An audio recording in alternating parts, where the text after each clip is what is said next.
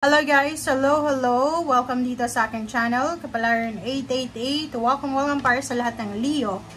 Leo, ito ay para sa yung lahat. So, general weekly tarot reading to, Leo, para sa lahat ng nanonood ngayon. Thank you sa lahat ng nanonood. Thank you sa lahat na nag-subscribe, sa lahat ng bago, sa lahat ng dati kong subscriber. Thank you guys sa inyo lahat. Okay. Leo, wow! Unang baraha mo dito, maging vigilant ka. Mag-ingat ka. Stone people to eh. Leo, sa linggong ito, ano ba tong date? It's 10, diba? Starting February 10. So, ano to? Valentine's week para sa'yo.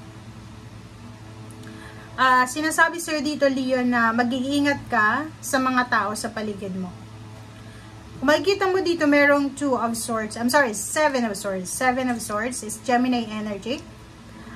Ingat-ingat ka dito kasi posibleng sa linggong ito, ikaw ay maging subject, biktima ng mga bullying, biktima ng mga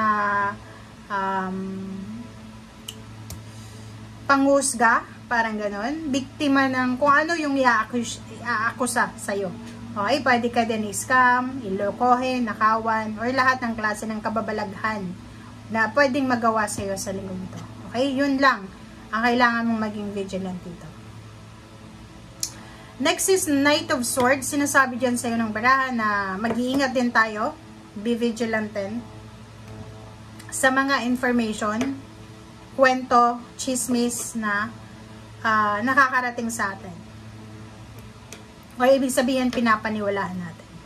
Hindi lahat ng kwento, hindi lahat ng impormasyon, hindi lahat ng balita ay pwede mong paniwalaan, ay totoo. Knight of Swords, sinasabi ng baraha sa'yo na mag-iingat ka na magpadalos-dalos sa mga decision making mo. As much as possible, pag-isipang mabuti. As much as possible, i-weigh mo yung mga bagay-bagay, circumstances sa buhay mo. Death card dito is awakening, endings, positive, negative. Dito sinasabi ng barahan na isang death card kasi siya eh. So, ibig sabihin, hindi na maibabalik. So, may kailangang alisin, mabilis na dapat alisin ngayong linggong ito, na pwedeng hindi mo na dapat balikan. So, like, vices, parang ganon. If for example, mayroong kang bisyo, yun ang sinasabi sir dito ng death card. Na pag ayun na bisyo na yun is pinakawalan mo na, tinapos mo na, hindi mo na dapat siya balikan. Okay? Gets you guys? Okay, so dito naman sa 8 of Wands, isang napakabilis na balita, good news, isang napakabilis na information, confirmation, answers na pwedeng magbigay sa'yo ng new beginnings. Pwede yung balitang ito, Leo, is all about travel, international travel, new job, new career, new business, or anything na new. Okay? The Chariot, sinasabi dyan sa'yo ng Chariot na pwede yung iba sa'yo dyan. Meron kayong matatanggap na offer or pwedeng inspiration, ideas na trabaho sa ibang bansa. Parang ganun lang yun. Like for example, sa linggong ito, may kakilala ka, kaibigan, kamag-anak na magsasabi sa'yo, alam mo Leo, may hiring ngayon sa bansang Canada. Tama ka dun eh. Pwede ka doon. So, nakikita ko medyo risky siya. But, sinasabi dyan sa'yo ng barahan na possible to eh. Diba? Risky siya, pero pwede siyang magdala sa'yo ng victory and success. Okay? Dito naman, money, find a way to abundance. So, nakikita ko sir dito na nakafocus ka sa pera sa linggong ito. May Leo dito na posibleng makakatanggap ng payments, payouts, or pwedeng mga inheritance, or pwedeng kung ano man to, sweldo mo, diba? Delayed na sweldo, delayed na bonuses, or anything. Okay? So, Chariot natin is all about victory and success, transformation, pagbabago siya. So, kung ano man to na sisimulan mo sa linggong ito, sinasabi dyan sa'yo ng barahan na magdadala to sa'yo ng pagbabago sa buhay mo. Parang sinasabi na kung ano man tong magbabago sa buhay mo sa linggong ito, or gagawin mo, sisimulan mo, ito talaga ang magdadala sa'yo doon sa tugatog ng tagumpay na sinasabi. Diba? Okay.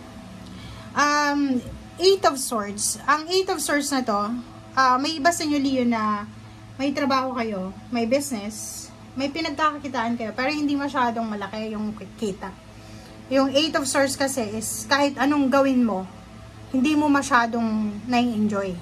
Like dito, may trabaho ka, pero hindi ka nakakapag-ipon. Nauubos lang yung pera mo sa bills. May business ka, paikot-ikot lang yung business eh. Puhunan, business, ganyan, ganyan, ganito. So, nakikita ko sa'yo dito, sa linggong ito, posibleng naghihintay ka ng tulong. Diba? Mayroon posibleng mangyayari sa linggong ito na masasabi natin na isa sa mga wini-wish mo. Diba? It's a accomplishment or pwedeng satisfaction siya. Diba? Masasatisfy ka sa linggong ito. But the problem is, marami kang mga iniisip na okay, satisfied ako ngayon. How about bukas? Masusustain ba to? Parang ganun. Halimbawa, baka tanggap ka ngayon ng blessings. Iisipin mo, masusustain ba ng blessings ito yung bukas ko, next week, next month, next year? Parang ganun. So, kahit gusto mong magsaya, hindi mo magawang magsaya kasi nahahati yung pakiramdam mo. Okay, 4 of Cups. Nakikita ko isang kapamilya, Leo, ang naghihintay ng proteksyon, pagmamahal, kalinga. Isang water sign, Pisces, Scorpion, Cancer. Literal na Cancer to. Or pwedeng masasabi natin Leo na Pisces. So, nakikita ko sa inyo dito na nag-aantay sila ng tulong, nag-aantay sila ng advices, nag-aantay sila ng message from you. Okay? King of Swords and 7 of Pentacles. Nakikita ko sa inyo dito na yung mindset ng mga Leo sa linggong ito. Ang ganda ng mindset mo eh. Kasi, yung mindset mo talaga ngayon is straightforward siya. Diba? Parang sinasabi mo na, kung ano yung gagawin ko, kung ano yung gusto ko, gagawin ko. Kung halimbawa man na pumasok ako dito sa business na to, sisikapin ko talaga na makaalis ako dito sa sitwasyon na to. Stagnant. Diba? Parang ganun eh. Meron ditong Leo na parang meron kang ini-expect. Yung expectation mo ay hindi nangyari. Marami sa inyo, feeling nyo yun na eh. Diba? Parang eto na. Pero end of the day, hindi pa pala. Nandun pa rin kayo sa waiting. Nandun pa rin kayo sa emotion na kahit pala anong gawin ko, ganun pa rin.